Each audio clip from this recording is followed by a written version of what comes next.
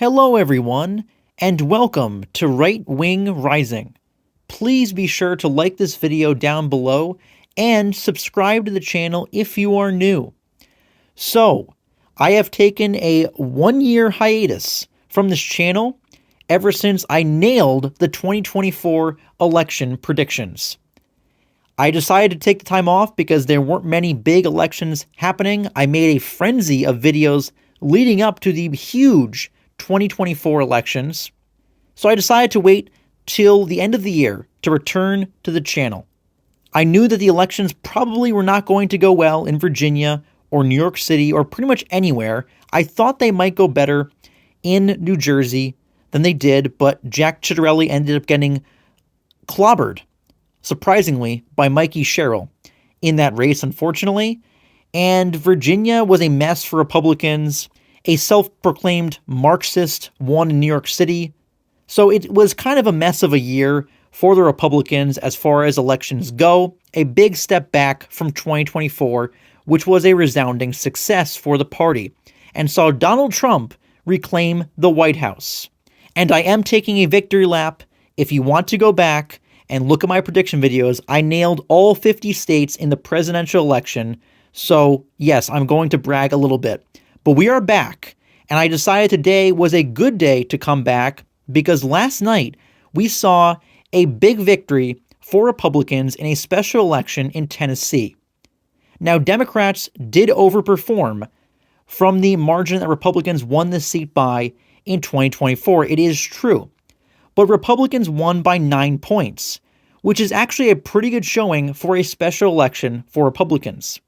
They won by a little bit over 20 points in this district a year ago in the general election. So it did swing about 10 points to the left. But special elections have been favoring Democrats for almost a decade now. This is due to the fact that we've seen a pretty massive realignment politically in this country over the last few years, ever since Trump took office, really. It was happening a little bit before he came into power, but it's really accelerated since he came on the scene. So what I mean by that is, what you used to see happen is that older voters used to be majority Republican, but now older people are more Democrat, mostly because the older people now were raised in the 60s and 70s, a pretty progressive and liberal generation, and they love to show up for every little election. It makes sense. Most of them are retired, so they have a lot of time on their hands to pay attention to such things, which the average person might not have the time to do. Which plays into the second factor of the Republican Party now being the party of low propensity voters, working class voters, which Democrats used to be over a decade ago. It is now flipped.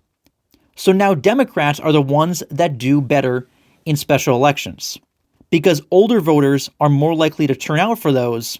People that are working and raising a family and have busy lives may not know about every special election.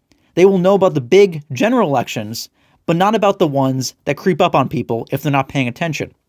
So special elections really do not mean all that much. You saw Democrats dominate most of them in 2024, and many people in the media said, oh, it's a sign Harris is going to win, and we saw what happened. She got clobbered. Trump won the landslide. All 7 battlegrounds went to him. He won the national popular vote for the first time in 20 years for a Republican. It means nothing. These are low turnout races, meaning that they are not indicative of the wider population in a state or in a district. So the results could be completely different, and usually are, when the whole voter base turns out for the general election every 2 to 4 years. However, Republicans obviously did not want to lose this race, though, because it would be a really bad look to see a greater than 20-point swing in the Democrats' direction and lose a House seat for what is already a razor-thin congressional majority for Republicans in the House. And luckily, they did not do that. The Trump-endorsed Republican nominee in this race won by 9 points. So after all the attention and hype and energy and money that Democrats poured into this race, they could barely get it into a single-digit margin. And Republicans maintain their 220 number in the House. But everyone's going to say that, oh, well, they underperformed by a little over 10 points still. It means they're doomed in the midterms. That means nothing. Democrats, in the months leading up to the 2024 election, again, were overperforming by sometimes 10, 20, 30 points. In special elections across the country, it meant nothing for the final result at the end of the day. And what's even more important is Republicans overperformed the polls here. The final poll in this race from Emerson College had it a razor thin, within the margin of error race, and Republicans won it by almost 10. That's actually, ironically, what the Democrat internal polls from a couple months ago showed the race being. So they actually were more accurate than the most recent poll, which is interesting.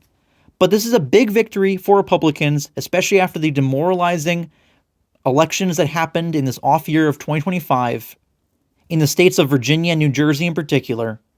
It gives them a shot in the arm. They don't get embarrassed. Trump can take a victory lap. And let's get back to business.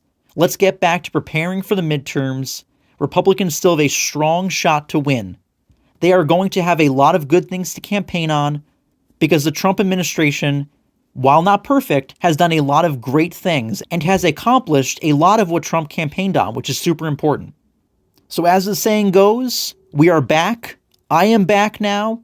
Trump gets to take a victory lap. Mike Johnson gets to take a victory lap in what was a big disappointment for House Democrats and Hakeem Jeffries, or as Donald Trump calls him, Dollar Store Obama, because they really hoped to pick up a seat here, but they fell short.